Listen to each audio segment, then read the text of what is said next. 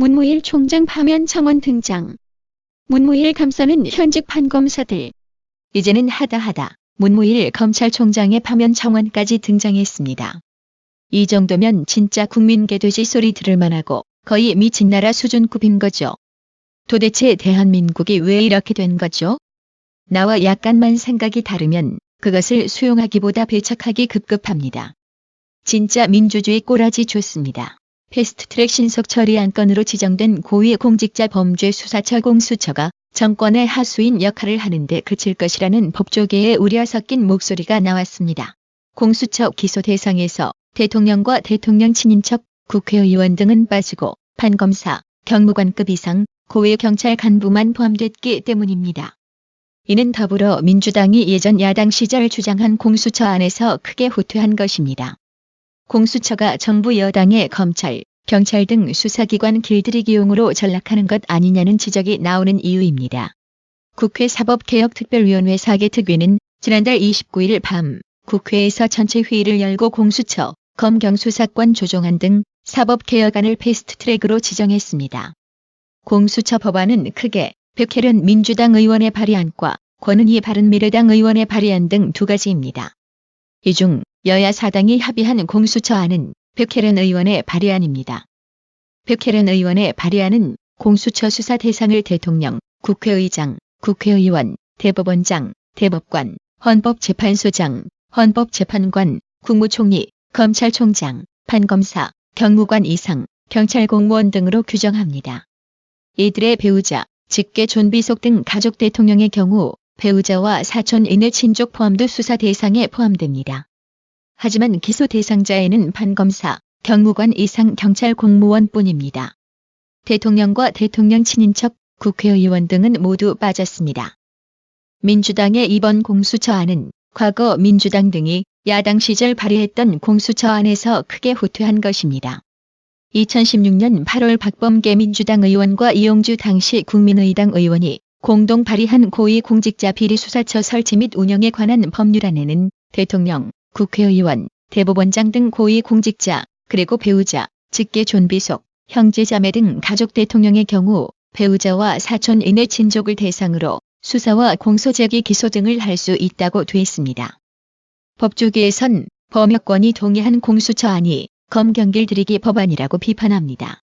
기소 대상의 검경이 고위공직자만 포함한 것은 고위공직자 비리 근절이라는 공수처 설립 취지를 벗어났다는 것입니다.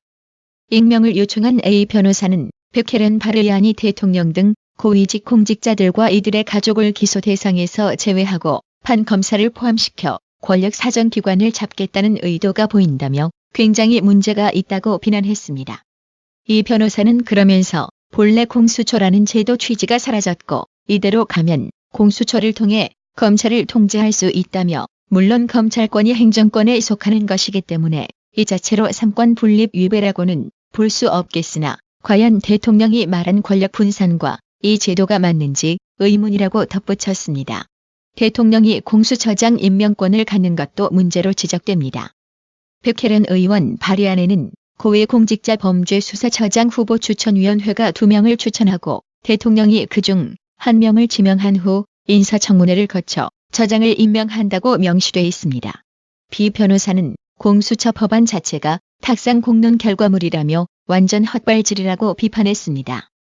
그는 이번 안은 수사 실무 경험이나 법조 경험이 없는 탁상 공론 학자들의 작품밖에 안 된다며 공직자 비위 수사는 정보가 들어오면 기업에 대한 압수수색에 들어가고 그 다음 공직자 수사로 이어지는 절차가 통상적인데 이 안을 보면 정보를 수집할 사람이 없다고 지적했습니다. 이어 처장을 결국 대통령이 임명한다며 결국 정권 하명 수사만 하게 되는 것이라고 주장했습니다. 민주당 내부에서도 현실적이지 않다는 목소리가 나왔습니다.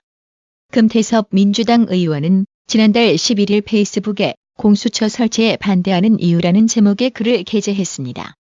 금태섭 의원은 이 글에서 공수처 설치가 새로운 권력기관을 만든다는 점, 고위공직자를 수사, 기소하는 공수처가 전 세계적으로 없다는 사실, 강력한 권한을 가진 대통령 중심제 나라인 한국에서 공수처가 악용될 가능성 등을 근거로 지금의 공수처안 설치에 반대했습니다.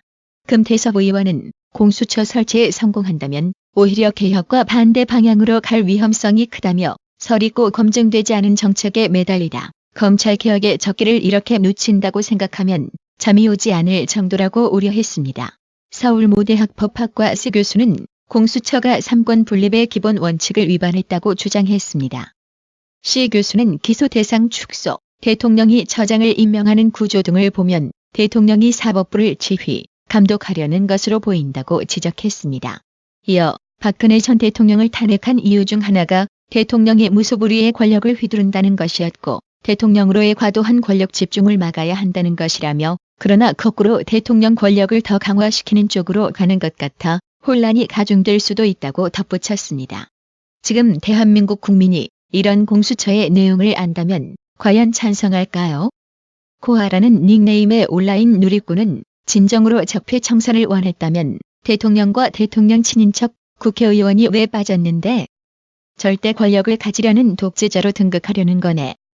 역시나 문재인은 최악이다라고 힐난했습니다.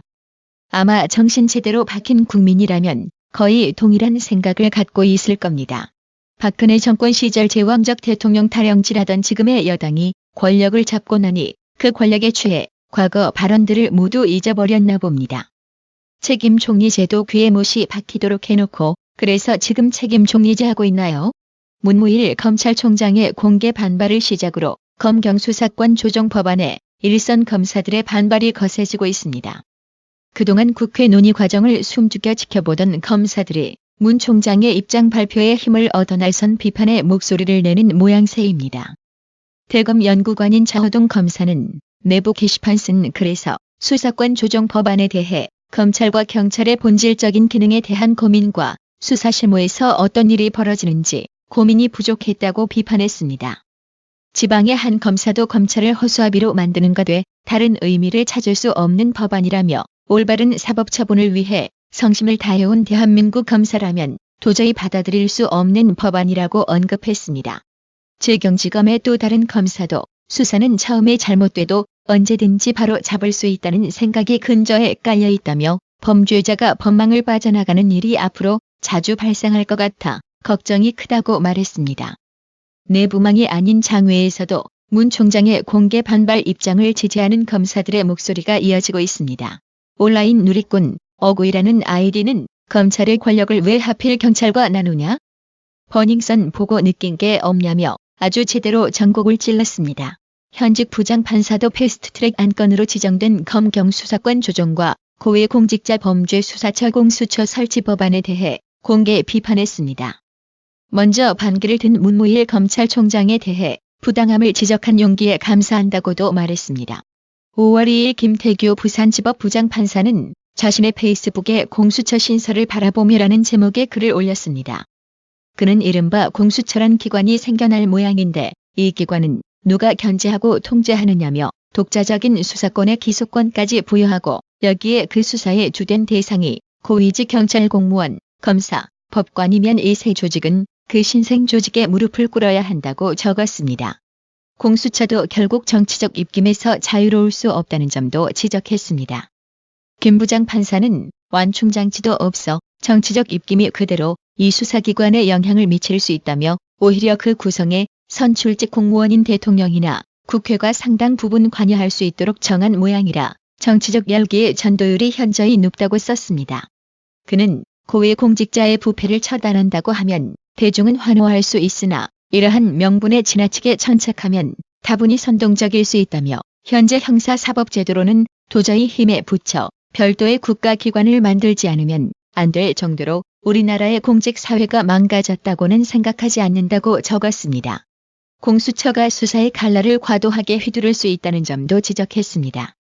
김 부장판사는 이 신생기관이 자신의 존재의 이유를 찾으려고 하고 권한을 확대하려고 노력하는 과정에서 기준이 과하게 적용될 수도 있다며 직권남용, 직무유기, 공무상 비밀 누설, 강요 등 다양한 공무원 범죄에 대한 기준이 현저히 높아지고 공무원 대부분을 옥죄할 가능성이 있다고 주장했습니다. 패스트트랙에 반기를 든 문무일 검찰총장의 발언에도 힘을 실었습니다. 김 부장판사는 공수처 설치는 참으로 중요한 문제인데 충분한 논의도 하지 않고 각 형사사법기관들의 의사도 제대로 반영하지 않았다며 이런 와중에 문무일 검찰총장이 그 부당함을 지적하면서 의견을 냈다. 그 후과가 무엇이 될지 모르는 상황에서 법조의 어른으로서 보인 용기에 감사한다고 밝혔습니다. 수사권 조정 국면에서 현직 판사가 검찰 측 입장에 동조한 건 이례적입니다. 한 서울고법 판사는 현재의 검찰로도 대통령, 대법원장도 구속시키는데 공수처가 왜 필요하느냐며 특정 성향의 구성원들로 채워진 공수처의 앞날은 불보듯 뻔하다. 판사든 검사든 제정신이라면 공수처에 찬성할 수가 없다고 말했습니다. 아마 국민이 공수처를 찬성한다면 대통령이나 대통령 친인척, 국회의원이 기소 대상에 포함된 줄 알고 있을 겁니다. 정말 공수처를 원한다면 대통령 친인척, 국회의원 모두 포함시키고 공수처장 임명을 대통령이 아닌 국민투표에 붙이고 처장의 임기를 정권보다 긴 6년으로 하세요. 박별영님, 조원영님, 김원영님, 구독료 후원 정말 감사드립니다. 나라의 TV는 보다 더 양질의 컨텐츠를 생산하기 위해 자발적 구독료를 후원 형식으로 받고 있으니 많은 성원 부탁드립니다. 시청해주셔서 감사합니다. 구독은 꼭 눌러주세요.